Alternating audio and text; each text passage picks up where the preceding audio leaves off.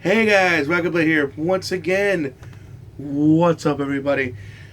As you can see, I'm wearing the newest, one of the newest shirts that came up from Shark Robots. It's called Super Cloud 7. It was up for a pre-order. Unfortunately, it's not available no more. But as you can see, it's like kind of parodying one of the Super Mario Bros. 3 covers. But I got it. It looks pretty cool. Hopefully it'll come back around someday because I think it's an awesome shirt. But hey guys, I know I'm late.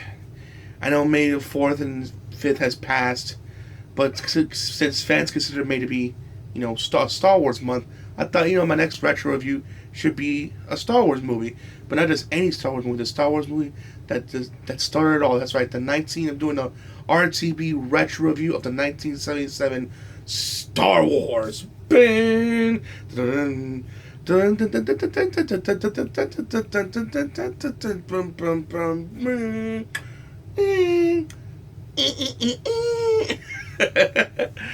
right, so what has?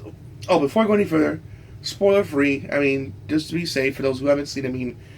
Of course, I think everyone and Grandpappy's seen this movie at this point, but just to be on the safe side, it will be spoiler free, so don't worry. What? God, it's like what hasn't been said about the original Star Wars that people said. It is a classic. It defined a generation. It was. It just took sci-fi to a whole new level in a way that's never been done before. It was like visual effects and practical effects and just lore and characters and just it was just a phenomenon people love and talk about to this very day, even in 2020. Man. I remember, I can't tell you how many times me and my younger brother reenacted scenes from Star Wars movie, whether it's the, the fight between Obi-Wan and Darth Vader, doing some of the dogfight scenes with the rebels during the final battle against the Death Star. I mean, there's so many. We had such a great time reenacting that movie, and I've seen it so many times. It was like almost like a religion to me. It was a classic. I mean, it was just like, wow. I mean, I can see why people love and cherish it so much. It's great. It's really great. So the basic plot is about, of course, Luke Skywalker, who lives on a farm with his I want to say his grandparents, and he wants to get out and see the world, but his uncle's like, no, I need you here for like another year or so. Then the next harvest you can leave. But like, all my friends are leaving, going out, doing adventure stuff. I want to go out to do. They're doing what they want to do. And I'm still trapped here in this farm. I want to go out and see the world, see the galaxy. But he's stuck there, and he does that. He goes out during the when it's the sun setting. The iconic shot with the two suns. It's looking out, wanting adventure. Eventually, he meets C-3PO and R2-D2, and because of them, he runs into the legendary Obi-Wan Kenobi, and with him, they go on once they're introduced together, they go on an epic adventure to save the galaxy. It is this, oh my God, all the actors, Mark Hamill, I mean, he did a great job as Luke Skywalker. I mean, he's iconic. I mean, he's beloved even in his newer roles in Last Jedi and Rise of Skywalker. He did phenomenal in those roles. In the movie, he's phenomenal. He's a great actor. Sadly, I wish he did more in terms of movies. He kind of came typecasted, but thankfully that changed him doing the voice of Joker because he killed. Yeah, fun fact. Those of you who don't know, I mean, for those who have been living under a rock, he did the voice of Joker from Batman the Animated Series. People consider him the definitive Joker, kind of like people consider Kevin Conroy the definitive Batman. Just a little fun fact out there. And of course, as Luke Skywalker, he's phenomenal. Of course, Harrison Ford is Han Solo. I mean, he was fantastic, cocky. Of course, the actress who plays Princess Leia, sadly she's dead. God rest her soul.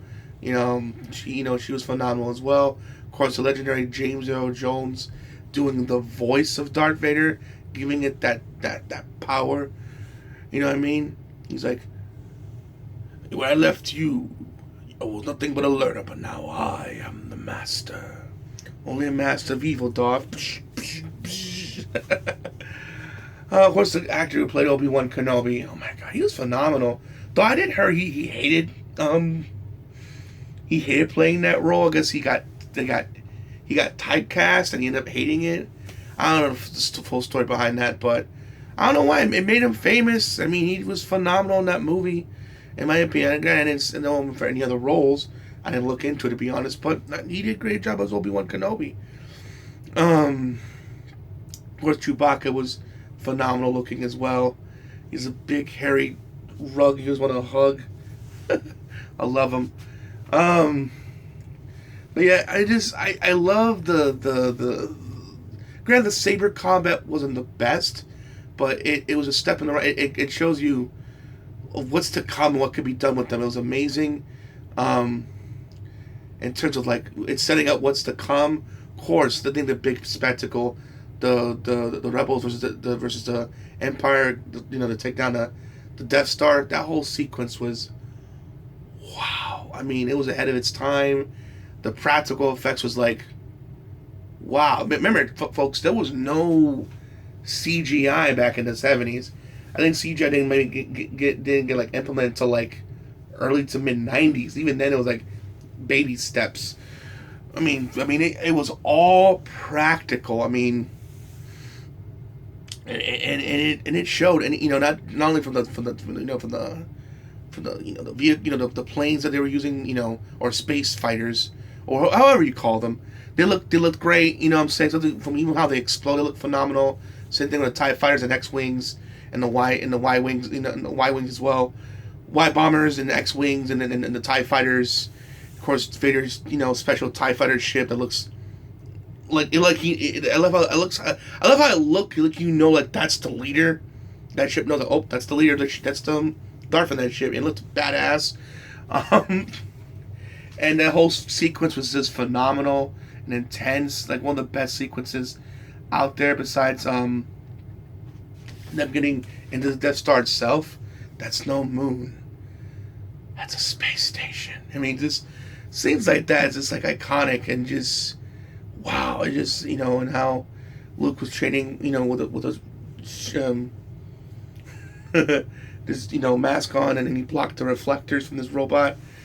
He's like, Han Solo's like, I call that luck, and Obi-Wan's like, in my line, there's no such thing as luck. Line of work, I should say.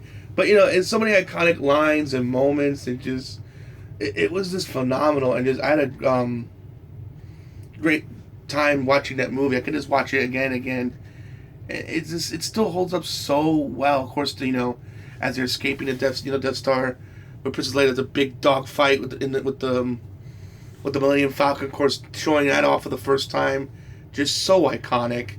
And the dog fight there was just so many memorable scenes and moments. And looking back is like just wow. And it's funny. They had back in the day had these conventions hyping up the movie, and the funny thing was I heard the video I saw about it. I forget what video it was. If I find it up in the comment section below for you to see it, but apparently they had a convention the year before to promote the movie, and nobody cared.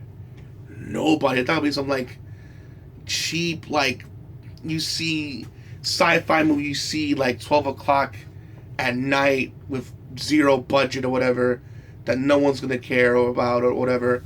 That's what the kind of people treat it like. But thankfully, when it came out, excuse me, and when it came out, the classic case of word of mouth spread, because there was no cell phones. There was no cell phones back in the day, and what I'm saying, so they couldn't text people in real time. Oh my gosh, the greatest movie ever made. Go see it.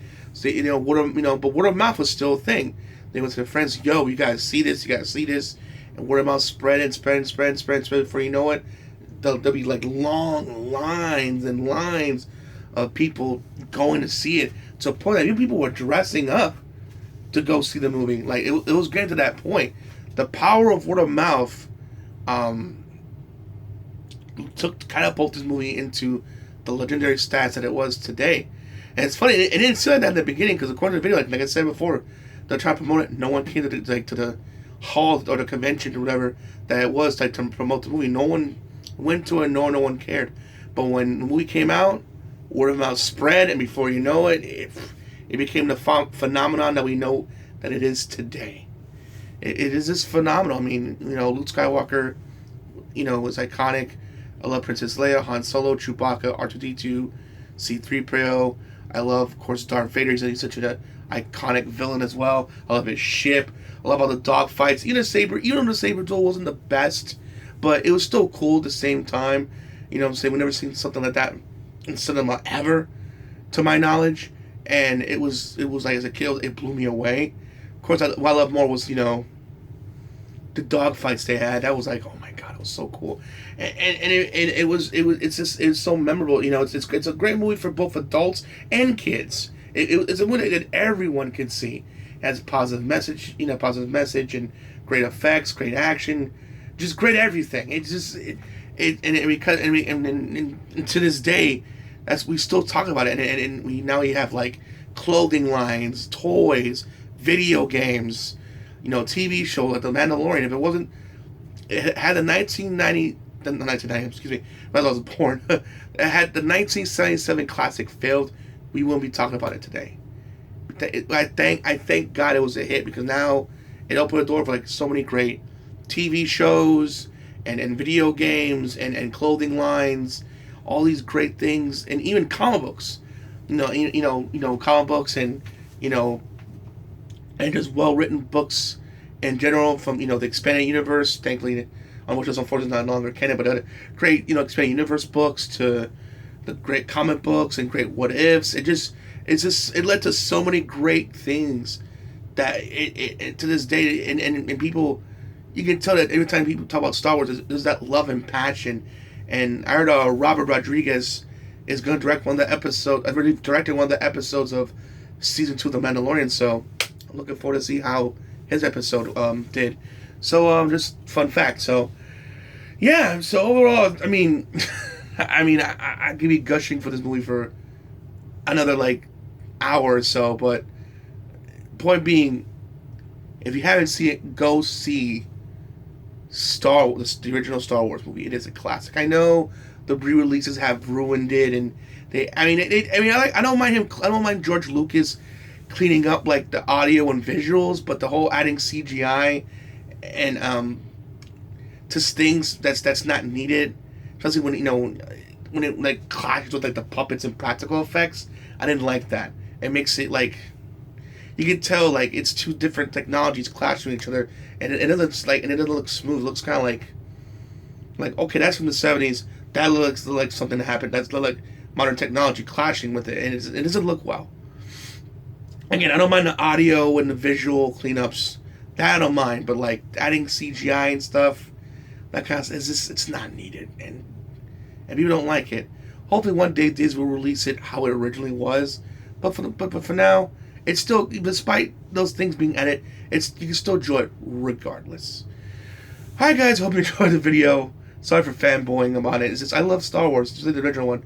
It's a classic. It opened the door for all these incredible, all these incredible, stuff that we enjoy to this very day. Alright guys, hope you enjoyed the video. Please make sure to rate, comment, and subscribe. And as always, Rockingtheblade signing out. Hope to see you guys again real soon. Peace out. Have a great day. And may the Force be with you. Always.